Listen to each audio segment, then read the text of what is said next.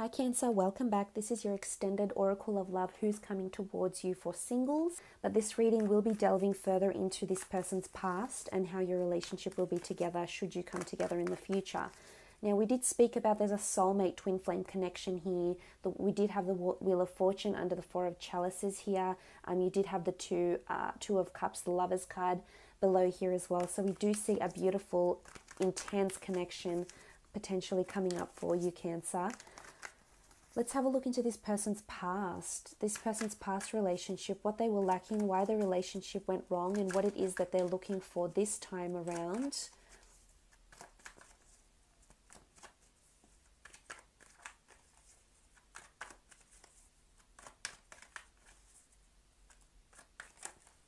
Oh, okay, you've had too many cards flip over, so we're not going to select those. A bit too much. That one's sticking out. Okay, Six of Cups. It's potentially someone they were with for a very long time. They might have been together since they were children, since they were teenagers.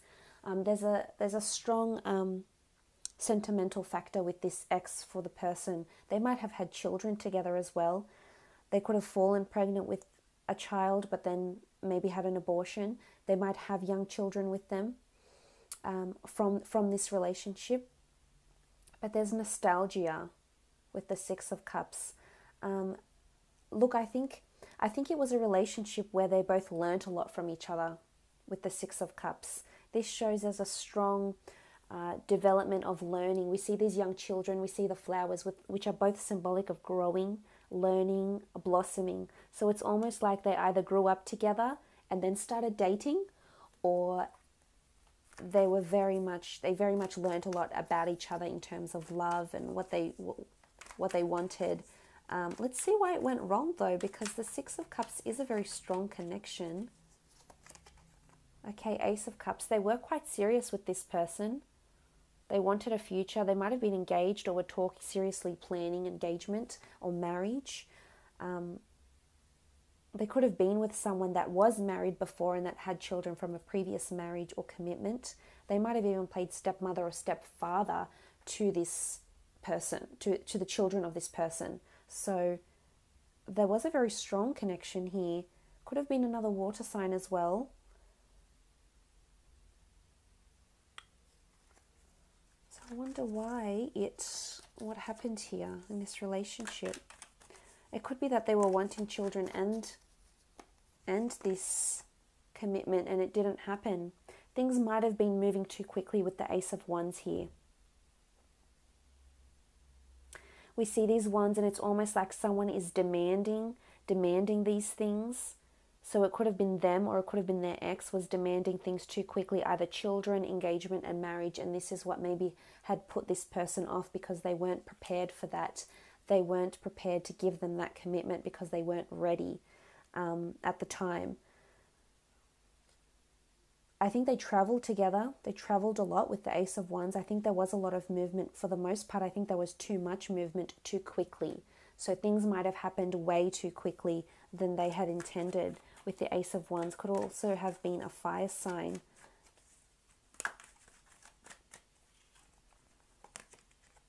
Okay, Page of Swords. This is coming up as lack of certainty, lack of movement forward.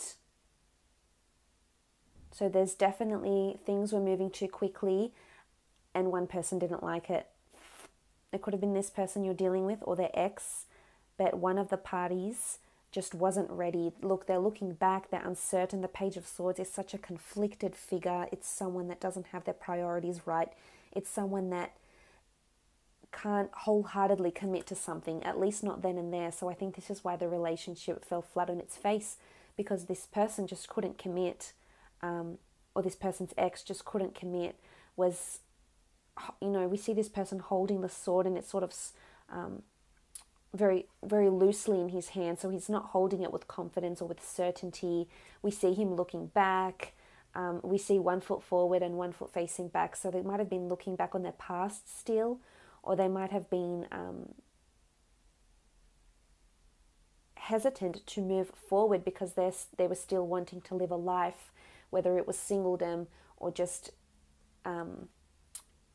you know, something different from what they were forced to enter into. And I think someone was forcing, someone was definitely leading more than the other.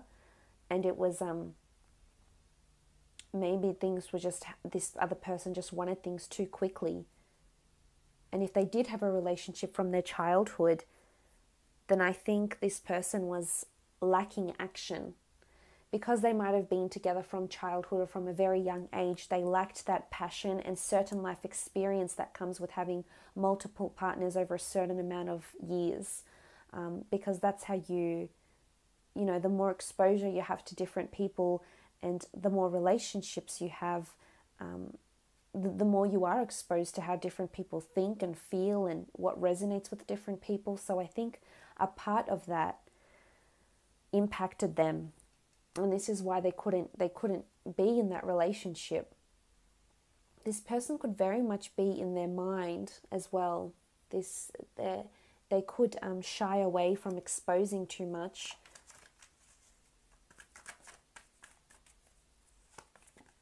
Okay, Queen of Wands. It could be because of lack of sexuality, lack of passion, lack of commitment. And we see this Queen of Wands and she is quite open. So it could be that the other was not as open-minded. Their ex might not have been as receptive as they were to an idea. So maybe it was them that wanted the commitment, wanted the children, wanted to be a stepmother or father, wanted the action, wanted to take the relationship into their own hands. But then someone didn't want the same thing. Someone wasn't as open. One person was open and receptive and willing. The other, not so much. The other is looking back. The other is hesitant to move forward. The other doesn't feel like they have a firm footing or is sort of feel like they're coasting along this relationship. So I think that's why it fell apart. Looking at these cards here. So they are wanting passion. I think that's very important. I think sex is very important to them. Spirituality, sentiment is very important to them. And I think this is where you would come in, Cancer, and offer them these things because you are very sentimental and you do remember things and you are very thoughtful and you are able to give them and devote so much of yourself and your emotion to this person. I think they would be extremely happy to have you, and looking in terms of compatibility, you two would seem quite compatible. Let's have a look how the two of you would feel or how this relationship would be should the two of you get together. On the left-hand side, I'd like to do how you feel. And on the right-hand side, we will do how they feel. Okay, this card one's sort of leapt out. Okay, Three of Wands. This is really, really beautiful. The Three of Wands in this deck is the flowering papyrus. It's fertility, birth, beautiful blossoming, receiving the fruits of your labor. This is someone you'll want to have children with potentially. We spoke about the Two of Cups. This is coming in really strong that potentially you'll want to have children with this person. You'll see there's a future with this person. And you'll see it in their actions. You'll see it in who they are with the Three of Wands. You'll see the authenticity of this person. And it's just, you'll love the way this relationship will progress. You'll feel really emotionally secure and comfortable, and you'll feel there's a future. So maybe you don't want to have children, and children aren't for you, and that's okay.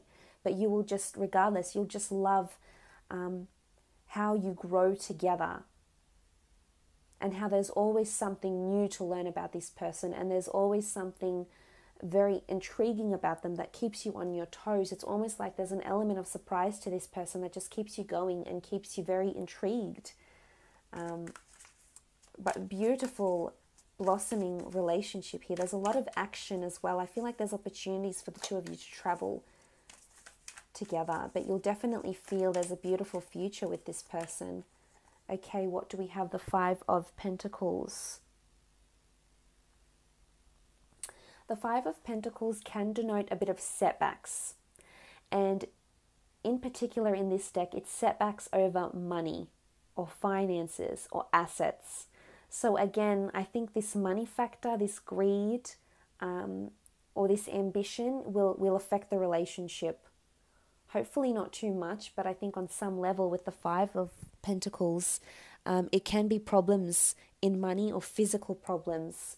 So anything to do with material possessions or money, assets, or setbacks. I think it has more to do with finances because I think it's the nature of this person. And the setbacks to the relationship could be that there's more concentration on the physical. So either as much as they do want, physicality, it might even be too much for you, Cancer. You might just tire of this constant physical need, and this might in turn shape and, set back the relationship. And that's not to say they're nymphos and they just want sex all the time. It's just to say that they are very demanding in that aspect because they're very demanding for you and your sexuality. And this could be a setback in the relationship. So look out for that with the Five of Pentacles. But again, it's only minor with the Five. But we do see what look like cobras here. So it's almost like this sort of sneaky snake vibe. They could be sneaky about money as well. This might affect the relationship. King of Wands. Okay, you will feel that they're quite nurturing though. They do offer you a lot of affection and vice versa, which is really, really good. The King of Wands is seen as, in particular in this deck, the King of Wands is someone that's quite mature, that wants to give you help and guidance. So I think you'll feel quite nurtured by this person. And, we see this Pharaoh here, and he looks like he's quite in charge of a lot. He's quite a senior figure. So it's almost like you'll really, really look up to them. They will have quite a large influence over you. But they'll want to help and guide you, and you'll see them as this benevolent, nurturing figure, and I think you'll enjoy it for the most part. You'll feel like they're a man or they're a woman of action in this relationship. And this will definitely drive the blossoming and growth of the relationship.